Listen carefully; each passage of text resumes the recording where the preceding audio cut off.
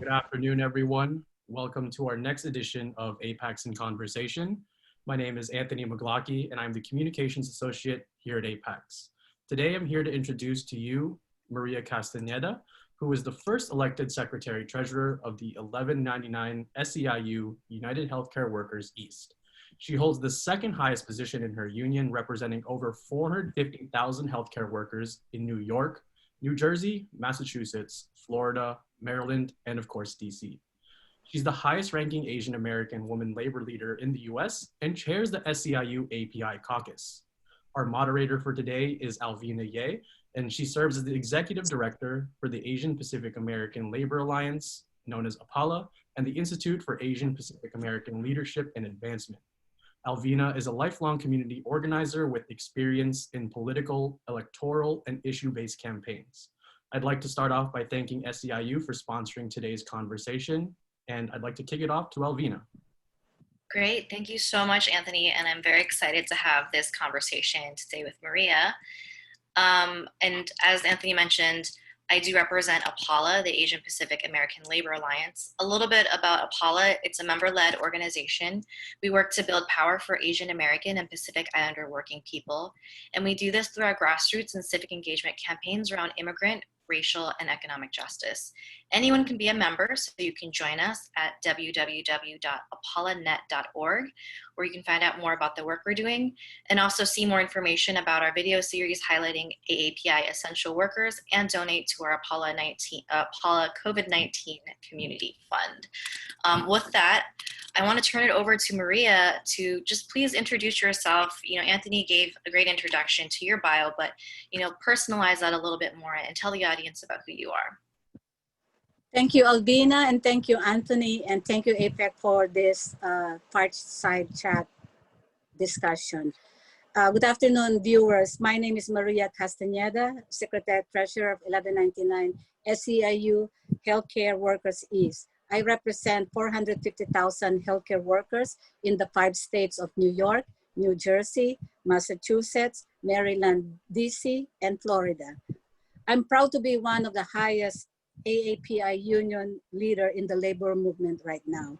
And I also serve our union's second highest position.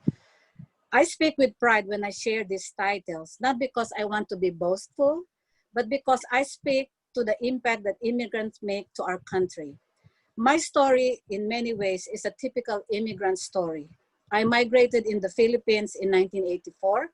Like millions of immigrants, I work hard, strive to adapt to the new country, and use my passion and skills to make a difference. I'm also the chair of our SAU API caucus and also a proud member of APALA. Thank you. I think that's really exciting, and I'm really glad that you underscored that you are one of the highest ranking API union leaders in the labor movement.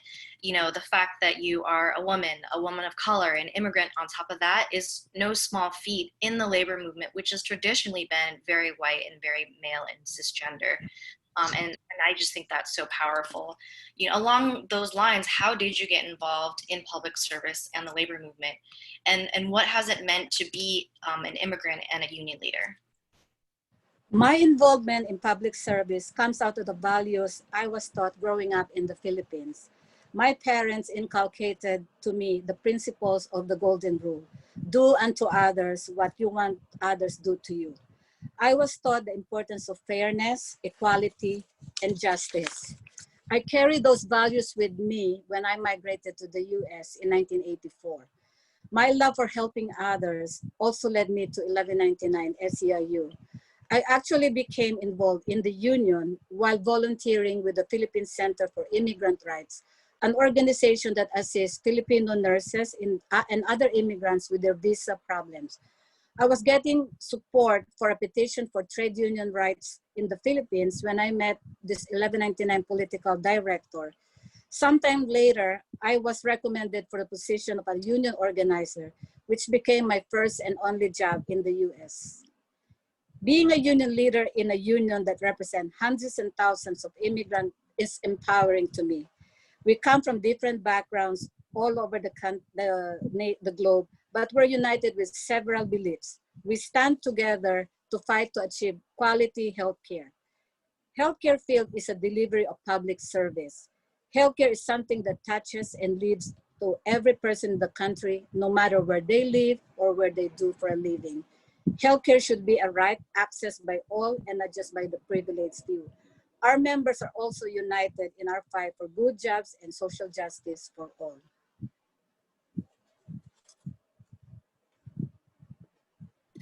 That's really great, and I'm glad that you brought up that experience being a leader, and I'm sure there's a lot more to unpack there. So audience, if you have more questions you want Maria to dig into, drop them in the chat. I'll be monitoring that.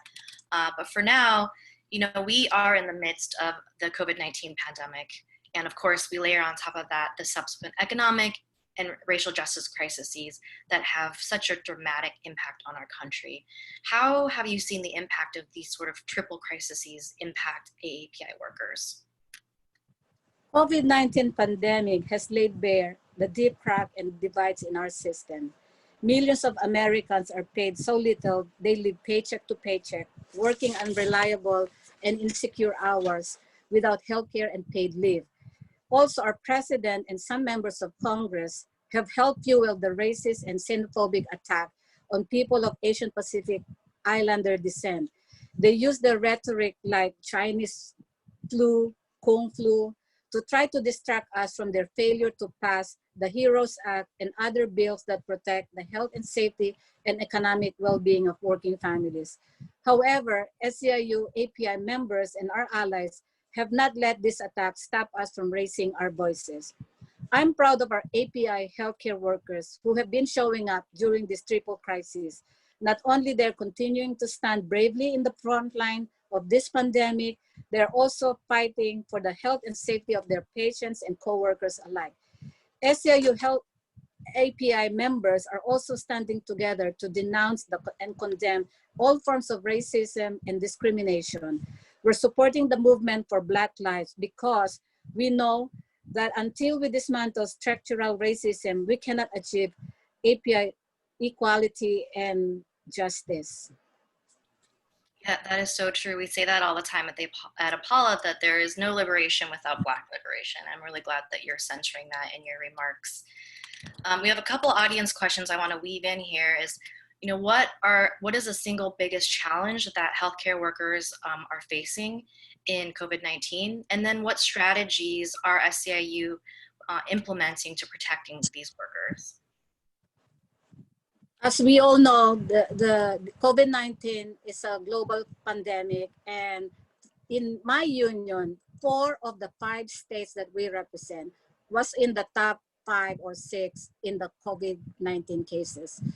The members' challenge during the peak of the pandemic was really knowing what is this virus, how this virus react, and because we don't know there's a cure for them. At the same time, how dangerous, how the spread. So one of the fight of the frontline healthcare workers at that time was, as they are fighting to save patients' lives, they are also fighting to have the appropriate level of PPE that they need to protect themselves so that they can continue to take care of their families, the patients, and the community. And now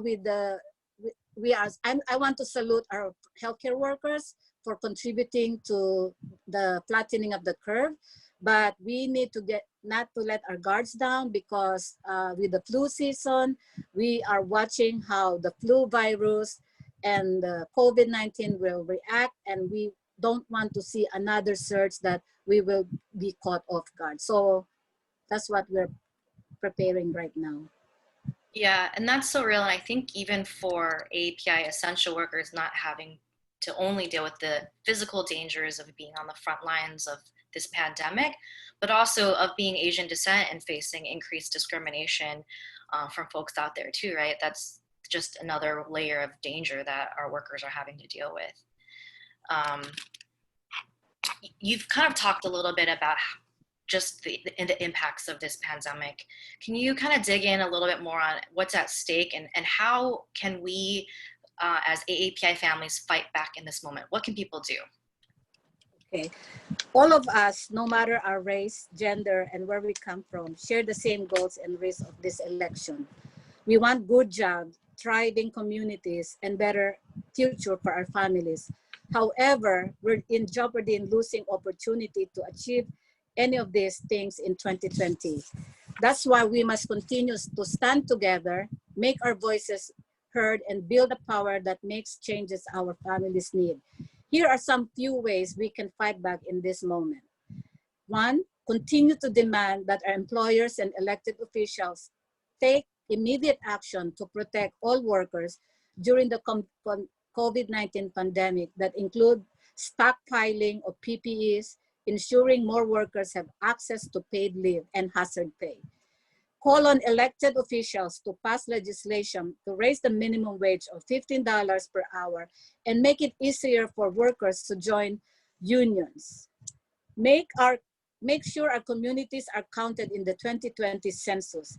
The census is safe, necessary, and critical, ensuring our communities have the resources to improve childcare, education, transportation, and also to make sure we have the representation we need and jobs to get ahead. Make sure our voices are heard by voting. We must make sure our family members, friends and neighbors, and co-workers are registered to vote and make sure that they make a plan to vote as early as now. Also, once we elect leaders, we have to hold them accountable. That is a really, really great list of, 4 different ways that we can fight back in this moment. And audience, if you want to have some follow-up questions to any of those 4, let us know in the chat. We do have another question, which is related to, your action item around the elections. How is SEIU ensuring that their membership and families have access to the ballot box? We've been hearing a lot about how, even prior to this pandemic, how it's been incredibly difficult for voters to feel like they are empowered and have the information that they need to vote. Voter disenfranchisement is real. It's a real tactic that is being used to prevent people from being able to participate in our democracy. And what are your thoughts on how we can protect people and make folks can actually have their voices heard this election? Well, first of all, we're doing a lot of voter education to make sure that why this election is so important, that has so much a consequential outcome if we don't go out and vote. And then we also educate them that there are many barriers that's creating, making people have difficulty voting. So we urge them to develop a plan to vote, because we feel that if they have a plan to vote, many people will actually vote. There are many options that we say in this pandemic, how you can vote and protect your vote. There is the vote by mail, there is the early voting, and the voting by in person. So depending on how you feel, the most important is making sure you plan to vote and vote early. Yeah, and that's so important what you're talking about, how you're working to educate your membership, because we find that the most effective messenger are our friends and family. And so I know that you're doing a lot to cultivate your members' own leadership in playing that role in educating their community networks. Another thing I'm thinking back about is one of the very first conversations that we had a few years ago was just about how you were organizing during that election cycle busloads of people, weekend warriors, to go into other states and to get out the vote. And I'm particularly struck by how you've been really focused on in-language outreach and making sure that you're matching members that speak different languages to get out the vote to voters that speak those languages. Can you talk a little bit more about your strategy around that and what that program looks like? Okay, one of my work in SEIU is to work on the SEIU API civic engagement. And our SEIU International have made a decision that we will identify key states in this electoral cycle that API vote will be the margin of victory. So we developed a program to target low propensity voters. And the way we're doing it is we partner with the API organizations on the ground. And we're focusing on Pennsylvania, Nevada, Virginia, Minnesota, and some of our California West Coast locals are also branching out to Wisconsin, because we feel that in these states, API vote are a swing vote for the, to win to win those electoral votes. So our healthcare workers, as I said, thousands are immigrant, majority are immigrants. So we speak the language. So now we are recruiting Hindi, Bengali speaking members, Vietnamese, Korean, Filipino, Tagalog speaking, so that they can be phone bankers to talk to the communities about this election. And I'm very excited to partner with our community organizations in those states that will be doing the in-language phone banking. Yeah, and that's really incredibly powerful. And I really want to underscore here the investment of resources, the investment of people that SEIU is making into this, and making sure that communities of color are reached out to in this election. And that's so, so important. We have an audience question. Are there any policies that SEIU is supporting or advocating for with regards to ensure economic protections for healthcare workers? I know you mentioned the HEROES Act earlier. What are other ways that we could ensure that we are protecting healthcare workers? Well, the HEROES Act is very comprehensive. That covers the PPE that our frontline healthcare workers need, the funding to make sure that healthcare workers have sick leave pay, access to healthcare coverage while they're taking care of patients. Because right now we have employers that are even saying in the beginning that if you're quarantining because you got exposed to a COVID patient, you're on your own, which is really immoral. So that's why we are advocating for this HEROES Act, because it covers a very comprehensive program to protect frontline healthcare workers. And of course, we want to make sure that this Defense Production Act is really used to produce locally the PPEs that we need and not be dependent on foreign global, supply chain that already messed us up during the early part of the pandemic. So those are things that our union are really heavily lobbying to make sure we get the funding we need. At the same time, we know immigrant workers, home care workers, nursing home workers are the less priorities in this funding. It's always the hospitals, but we all know even during the peak of the COVID-19 pandemic here in New York, New Jersey, nursing home was really devastated. Many members, many patients have fallen. Just to have the basic gloves and gown are really a fight every day. So we want to make sure that they are also on the top of the list for priority.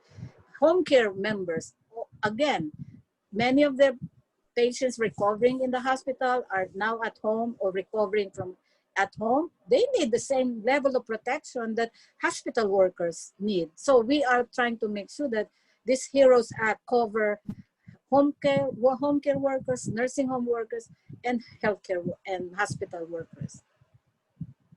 Yeah, that's agreed. It's a very powerful piece of legislation, something that we are heavily supporting as well. We have another audience question. The severity of the pandemic is different across the country. And as you've mentioned, it's different in different communities as well, the impact of it. How are unions standing together and being sympathetic to some of those regional differences on how each municipality implements public health COVID-19 protocols? I want to plug in one coalition that I know are very strong. These are the Labor Network for Sustainability. It's a group of trade union organizations and environmental groups that have built a coalition. And they were, in the beginning, their original focus was on climate change.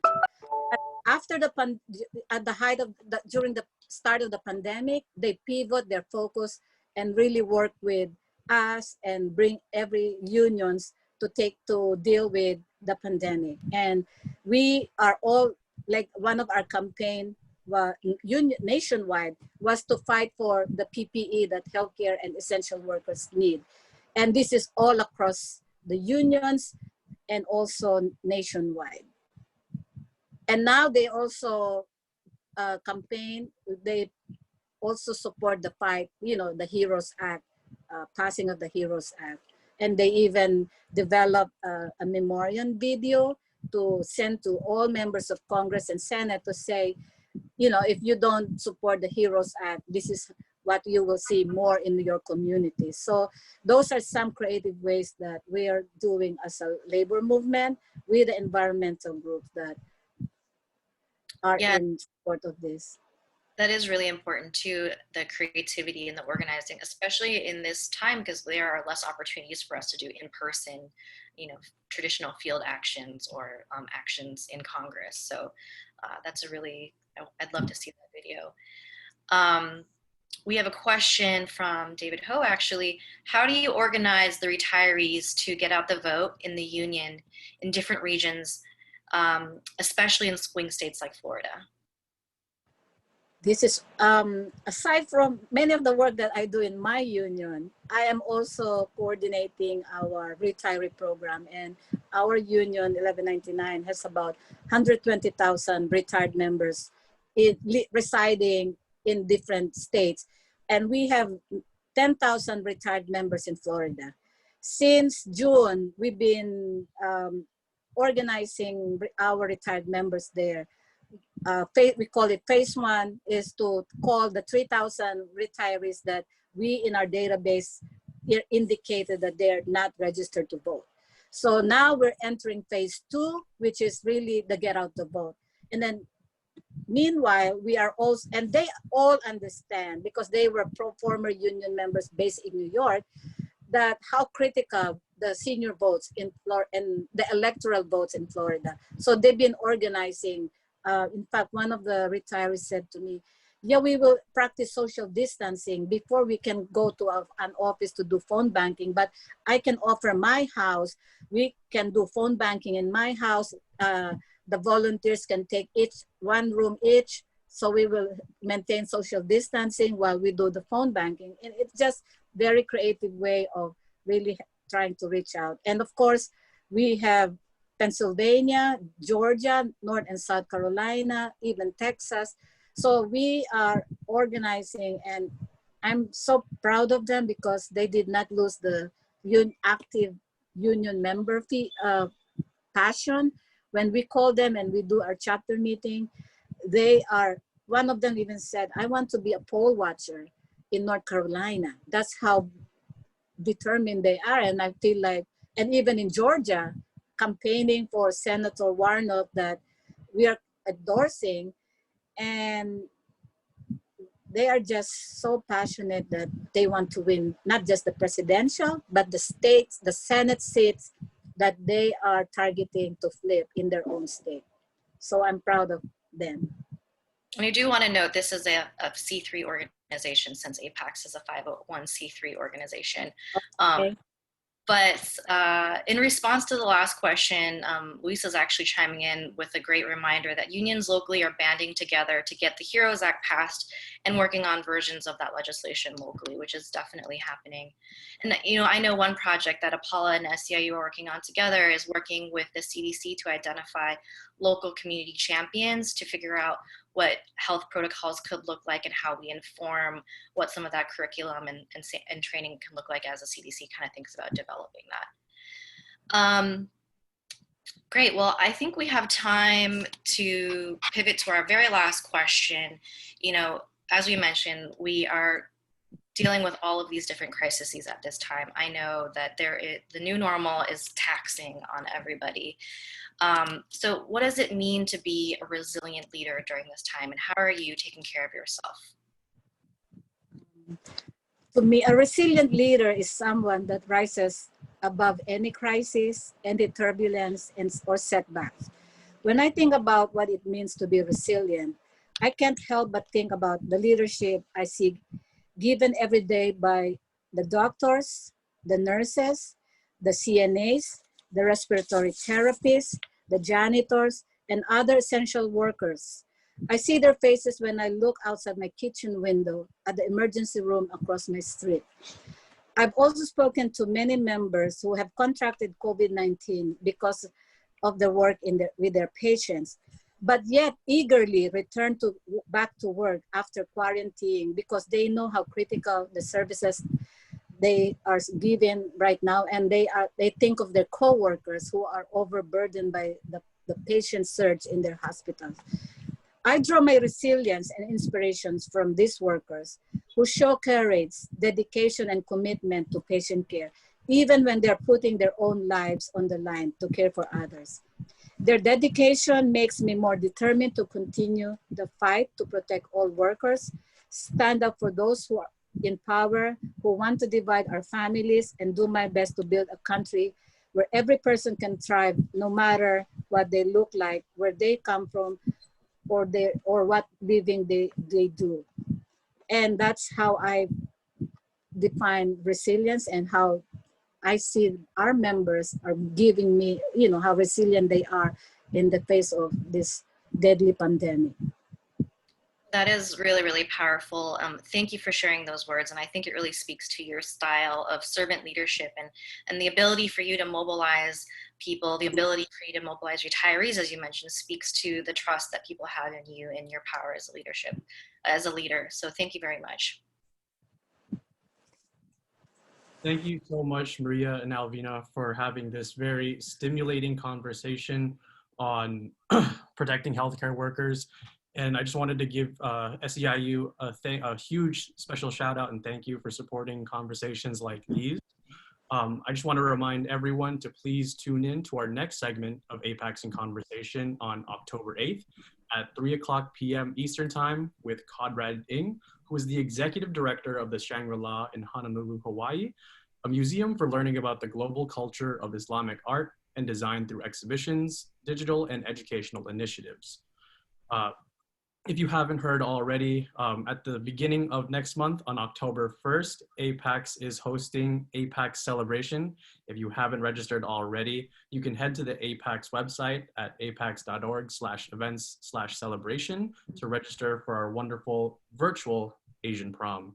Thank you so much again, and I wish you guys a happy afternoon. Thank you. Thank you.